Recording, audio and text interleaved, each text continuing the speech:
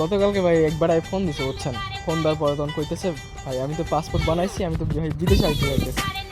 আমি তখন ওরা কইতেছি ভাই যেই টাকাতে বিদেশে আইবা ওই টাকাতে বিদেশ না আসে দেশে কোনো কিছু করে রাখো। আমি আরো ভাই আরো অনেক কিছু বলছি, বলার পরে সে বলতেছে ভাই তাহলে আমি আর বিদেশ যাবো না, তাহলে দেশে কোনো কিছু করে রাখো। 2 দিন পরে আমার একদিন ফোন দিছে আমার কাছে, ফোন দিয়ে তখন কইতেছে বন্ধু তুই কি আর কি বিদেশ যাওয়ার জন্য বারণ করছিস? আমি তো হ্যাঁ আমি তো ওরা তো বারণ করছিলাম। তখন কইতেছে এই বেলা তো তোর নামে তো মানুষের কাছে সমালোচনা করে। ভাই কেমনটা লাগে তাহলে একবার ভাবে না, চিন্তা করেন। আমি ভাবতেছি মানুষকে ভাই আর কোনোদিন আর ভালো বুদ্ধি আর দেবো না ভাই, ভালো বুদ্ধি দিলে তো মানুষকে সমালোচনা করতেছে। কারণ আমার পরে আবার ভাবতেছি যে বিদেশে আমি এসে একাই কান্না করবো কেন, সব একসাথে কান্না করি। এই কেমন তিনি ভাবে নিছি ভাই, এই সব আর হবে না ভাই। এখন তিনি মানুষ যদি বিদেশে আইবার চাই ভাই, তো আমি ডাইরেক্টলি ভাই কমন যে চলে আসেন ভাই, কোনো সমস্যা নাই। যত তাড়াতাড়ি পাই বিদেশ চলে আসেন, বিদেশ ভাই প্রচুর টাকা ভাই, চলে আসেন ভাই, আসলেই বুঝতে পারবেন। আইন ভাই তাড়াতাড়ি আইন।